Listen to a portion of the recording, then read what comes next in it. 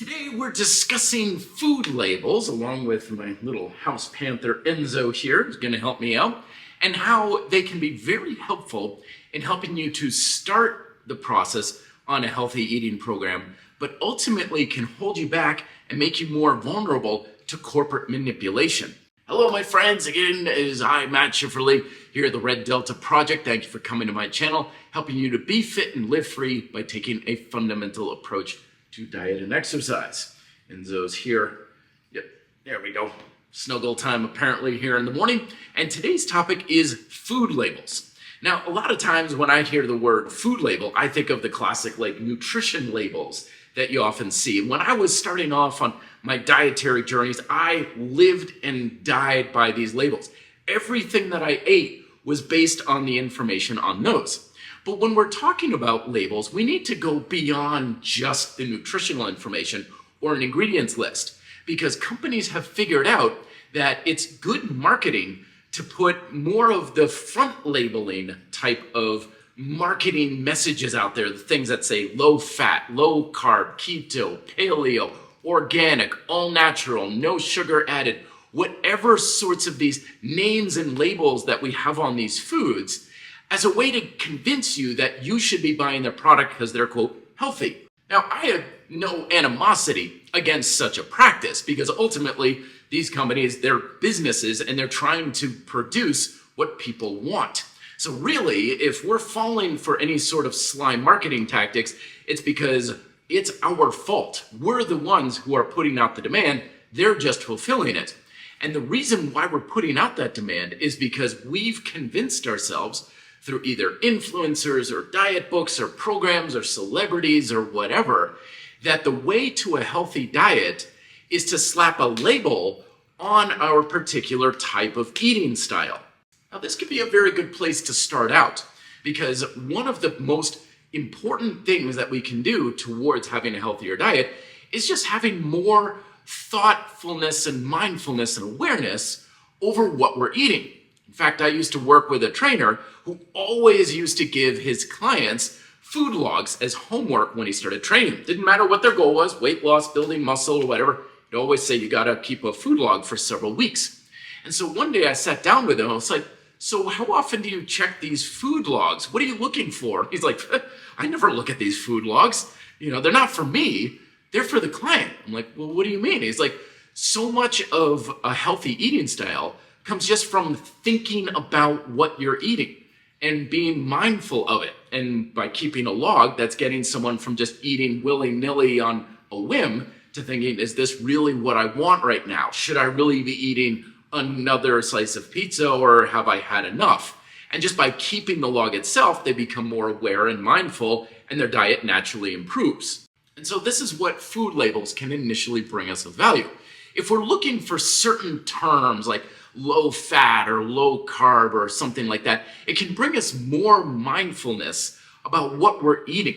And especially if you have medical concerns or even religious concerns, like I want to eat everything that's kosher, or I can't eat anything with nuts in it, or gluten, for example, or even personal things, like if you are more about environmental protection or animal welfare, vegan labels can be very handy. However, while these labels that we put on food, that we put on diets, and therefore gets put on our food products, can be a good place to start, it's usually woefully inadequate to actually establishing an actual healthy diet. Because your diet's not going to be healthy just because you eat organic food, or if it's kosher, or low carb, or whatever. These are just labels that we have associated with a particular eating style. But a healthy diet doesn't necessarily come from packaged labels. It comes from how well you're satisfying your fundamental appetites. And I'll put a video up here about that a little bit more at the end of this and down in the link below. But the healthiness of a diet depends on how well you're satisfying your hunger, your nutritional support, your metabolic support, and even your hedonistic needs and desires of food. And any dietary approach, be it organic or vegan or whatever label you would put upon it, if it's not satisfying those appetites adequately, it's simply not a healthy, or it's a woefully inadequate diet.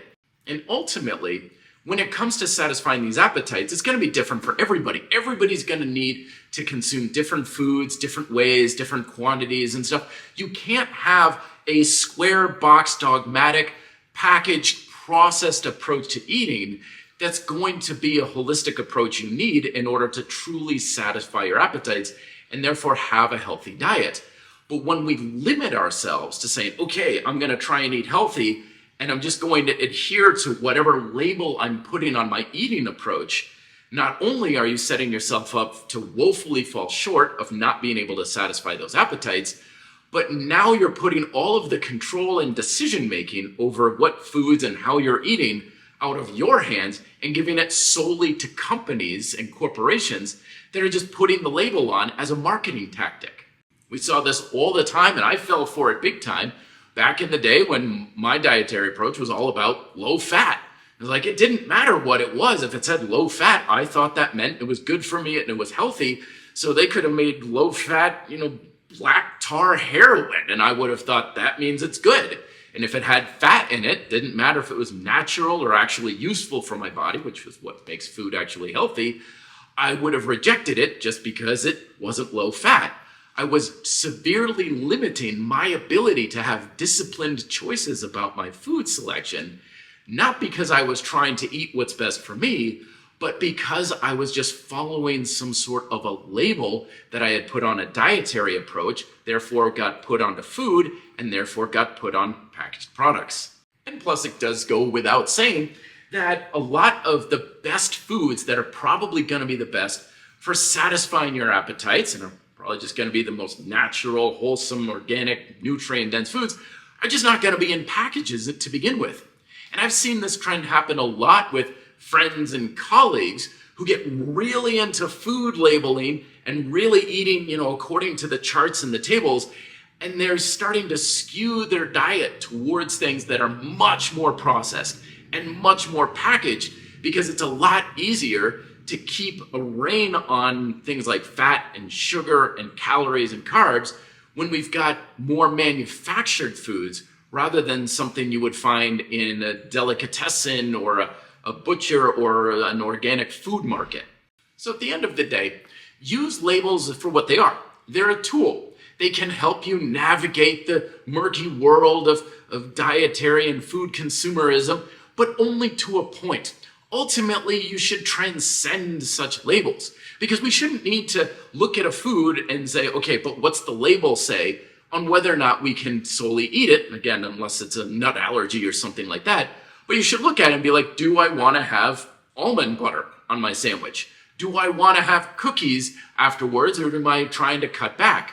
We want to look at food as food and not necessarily something that we can slap a label onto it and therefore make our choices on a label rather than what the food actually is and what place it fits in your healthy diet, what's best for you. You got any more to add there, Enzo?